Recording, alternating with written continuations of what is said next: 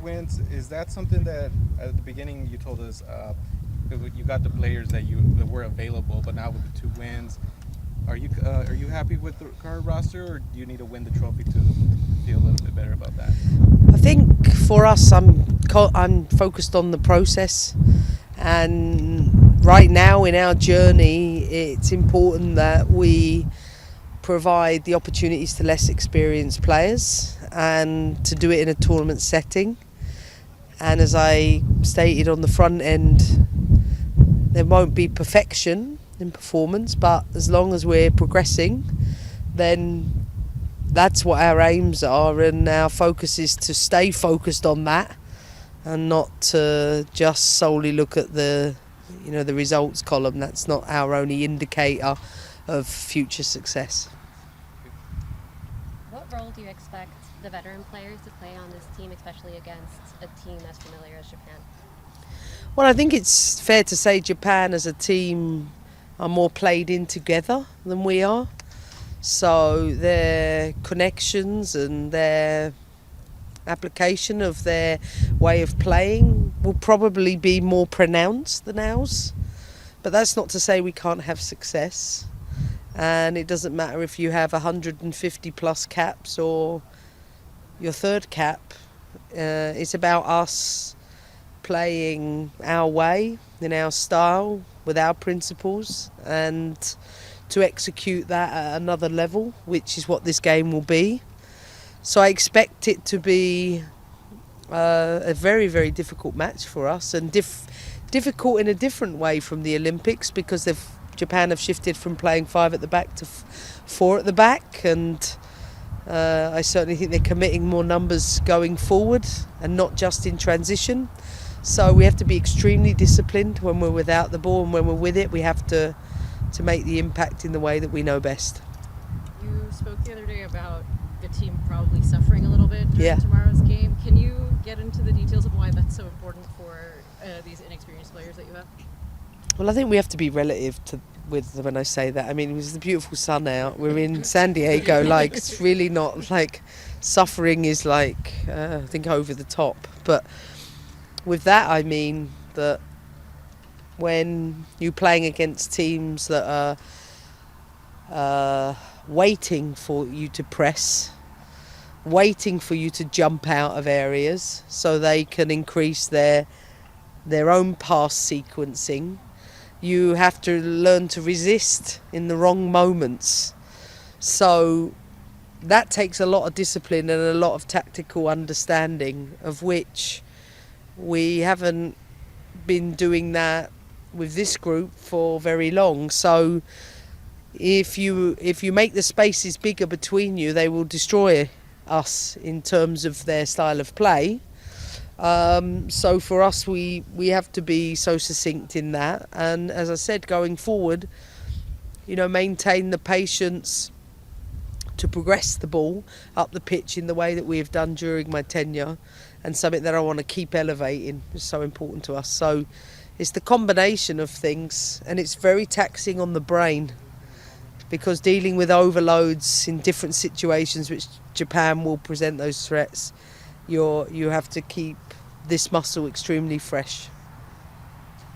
Katarina Macario being from here, Yeah. what's it been like for you to see her, especially coming off last summer, to get healthy and make an impact the way she did last week?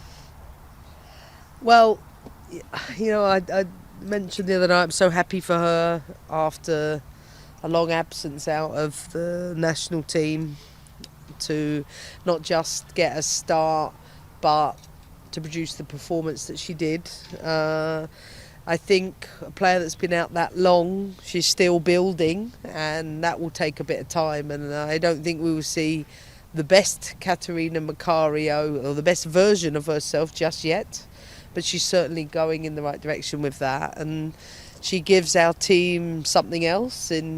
She's got a swagger to her, and her hold-up play is exceptional. She reads it so well, and as she showed with her timing into the box, I think her box play is very, very good. So I'm happy for her. She's home, and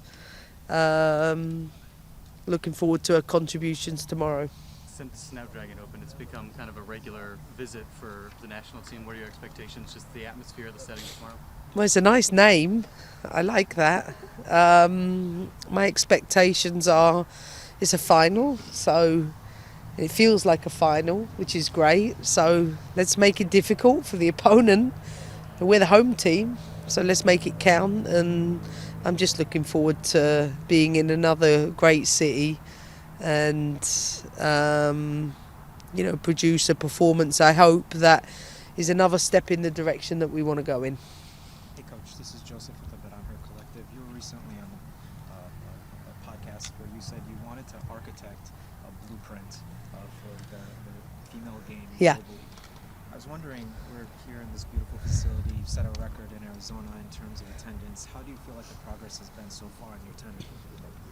Well, that's a good question. I mean, I think we'd have had a record in Houston if it wouldn't have been for the cold weather. But, our goal is to work with everyone across the federation, our commercial team, our marketing teams, our comms teams, to ensure that we select the best possible venues and give ourselves the best possible chance to play in front of the most amount of numbers. And I think that blueprint is being designed in the background so that we can, in the lead up to a major tournament, really try and intensify the atmospheres that we're creating at the stadium. That's one part of it. But for us, our strategy is to make sure that the female lens is at the heart of everything we do.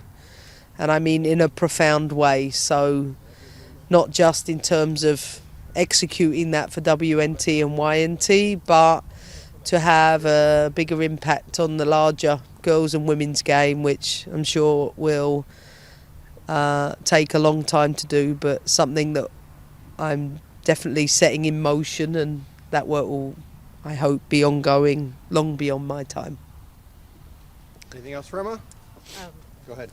You were talking about how the performance is obviously, you're trying to progress this team, but obviously tomorrow feels like a must-win game if you want to win that trophy. How do you sort of balance the expectations of performance versus results with this group right now?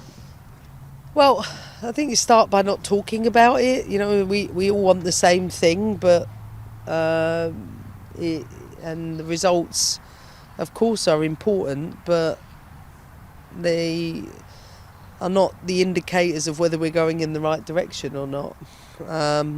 I think we are the less experienced team tomorrow. But that's not to say we can't win or we don't want to win. But for us, it's important that we keep improving. Like that's part of our growth mindset, to get to the end of this tournament and say, okay, did we do everything we set out to do in terms of simulating a tournament setting? Yes, we've done that. Did we increase the players' learning around our blueprint, our way of playing? Yes, tick, we did that one. Did we deepen the pool and the playing opportunities under pressure for many of our players? Tick, we did that one. They were our three objectives. So for us, it's a road, it's a journey to where we're going, and this is just one step in the 10 blocks that we've got that are leading us towards a major tournament. So our focus is on that. And is everybody fit and available for selection tomorrow? I wouldn't tell you that anyway, but purely because it is a final, and I think it's important that I say that, because no coach can ever know that prior to a training session, because they have to train and come through that training session, as seeing as the vast majority of them didn't train yesterday. I won't know that till the end. So that's why I always have the press conference before.